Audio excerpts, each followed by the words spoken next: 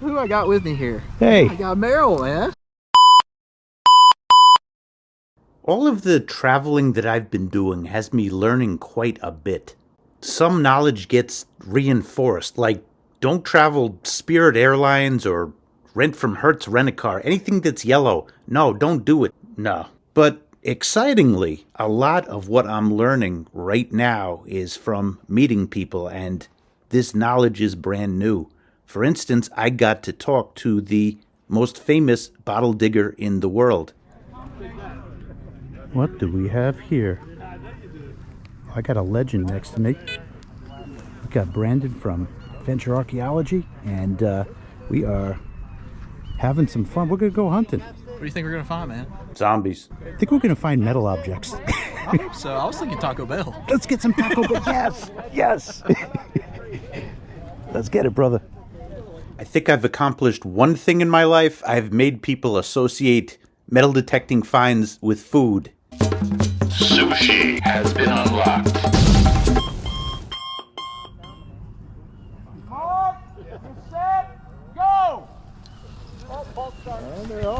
Whoa. I think we're in last place, man. I think we are in last place.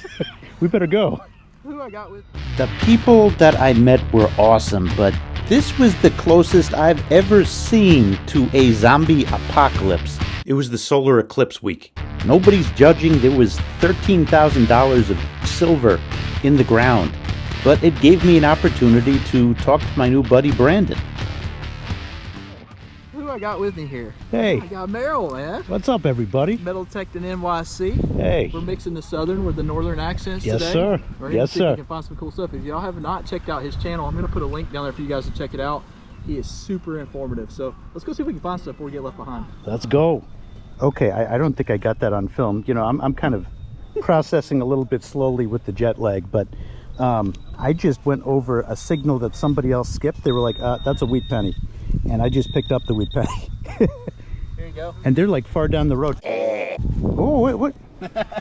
Oh, is that a dollar coin? Yeah. The Theodore Roosevelt one. $1. We're going to pick up what everybody else leaves behind. They Let's took go. off, right? Yeah. That's what metal detecting is. We pick up what other people leave behind. So let's go. Oh boy. I think we're on the wheat again. Wheats find me. They're like zombies. There is darkness everywhere, Mr. Lincoln. Surface wheat. Let's see if we can see a year. 1957. That's 2 years after Marty McFly went back to the future. We're going to have fun. Yeah, if anybody unlocked sushi, I think they unlocked it already. They're far down the road. But, yeah, we'll collect some wheat and some poison ivy and, you know, yeah, call it a day. I was definitely having silly fun, but had a genuine question, and there's nobody better to answer it than Brandon. So, Brandon, I'm sorry to interrupt your detecting. That's okay. This is a question that I've always had. All right. And I've watched your channel quite a bit. But just as a general tip, if you're looking for a bottle digging site, what would you consider to be, say, 3 top tips to find that? Tip number 1, be in an old enough area and look for a water source. So like a creek or a stream. A lot of times bottle dumps would actually be on the side of a stream or a river. They did that for a couple of reasons. The first reason would be because it would be swampy, unusable land. The second reason would be they would be used for a fire break. Tip number 2, look for a graveyard. And I know that sounds crazy, but what they would do is they would put the dump and the dead in the same area because of disease. They didn't know how to control it back then. Oh my goodness. So they would be kind of close together. And last but not least, don't always think that a dump site will be in an area that's vacant. Oftentimes there's houses built right on top of dumps and they do not realize it because of how deep they are. You know, you don't have to stop at 3 tips. This is incredible.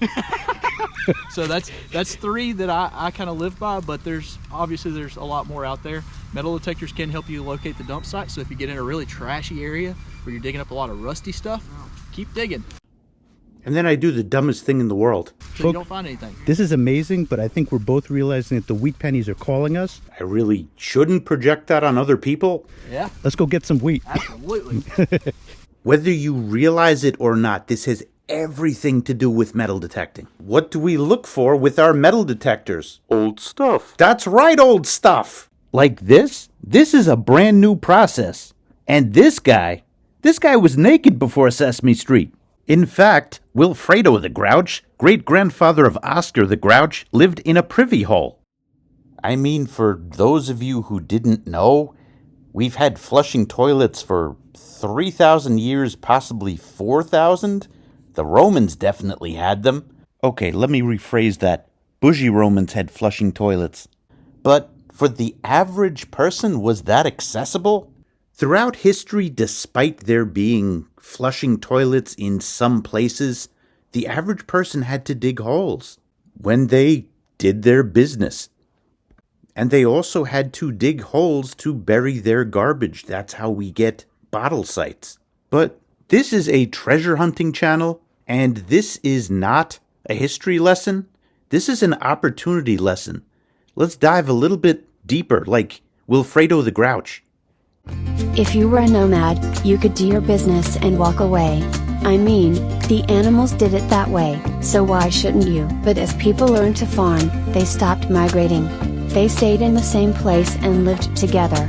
That's when the shit really hit the fan.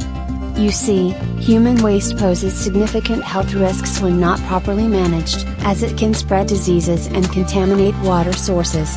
Improper disposal also contributes to environmental pollution, causing water and air quality issues. Neil. There's been about 100 billion people who have ever lived. When we treasure hunt, we hunt for the remnants of the first billion people who ever lived. Let that sink in. I mean, if somebody modern drops a gold ring, I'm all over that too, but you know. This is a chart of population growth over human history, and we have from the year 0 to the year 2000 and beyond here. Look at that spike. And as you can see, 600 million in 1700, 1.65 billion in 1900, 2 billion in 1928, up to 7.7 billion in 2019. So what caused that population spike? The answer could actually be related to metal detecting. The first metal detector was created as a response to a horrible event. President James Garfield was assassinated. Mr. Telephone Alexander Graham Bell was called in. He used the first working metal detector to pinpoint the location of where the bullet was lodged in President James Garfield. The doctors chose not to go the Andrew Jackson route and leave the bullet inside. Alexander Graham Bell did have a perfectly working metal detector, but what he did not account for were the bed springs underneath the president. It was not a bullet that killed James Garfield, it was an infection that did, from the surgeons going inside, prodding inside with their fingers. One factor that led to the world population skyrocketing was that sanitary conditions are a requirement. Now let's get to the whole entire point of this. The first billion and a half people that lived on this earth had to bury their garbage, had to put their human waste somewhere. Oh, look at New York City leading the way in garbage management starting in 1895. Well, what did they do? This is a video from 1903. Well, of course they dumped it in the ocean. So if you get on a home site before the 1900s, you better be looking at maps. They had to put their waste somewhere. Now let's review what Brandon said and really put it into context. Tip number 1, be in an old enough area and look for a water source. So like a creek or a stream. A lot of times bottle dumps would actually be on the side of a stream or a river. They did that for a couple of reasons. The first reason would be because it would be swampy, unusable land. The second reason would be they would be used for a fire break. Now he said, because it would be swampy, unusable land. And that was said within the context of farming. And you could look at old maps and find where the houses were and find where the waterways were. Another thing that he said that really caught me was, don't always think that a dump site will be in an area that's vacant. Oftentimes there's houses built right on top of dumps and they do not realize it because of how deep they are. Especially that last part. Because of how deep they are. Now if it's just bottles or non-metallic stuff, I guess you would be out of luck in terms of like using a detector to find it. But you hear stories about guns and other metal objects being thrown down privy holes, or perhaps even in garbage dumps. Metal detectors can help you locate the dump site, so if you get in a really trashy area where you're digging up a lot of rusty stuff, keep digging.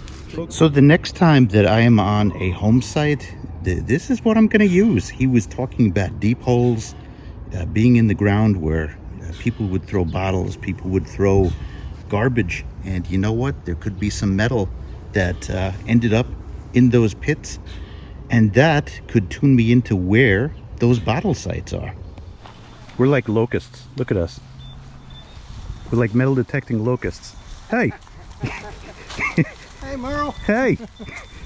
We are all looking for something, and that is for sure. I want to thank Brandon for stopping by and imparting his wisdom upon us. And I learned a lot, and the more that you learn, the more possibilities that present themselves. Thanks for watching, everybody.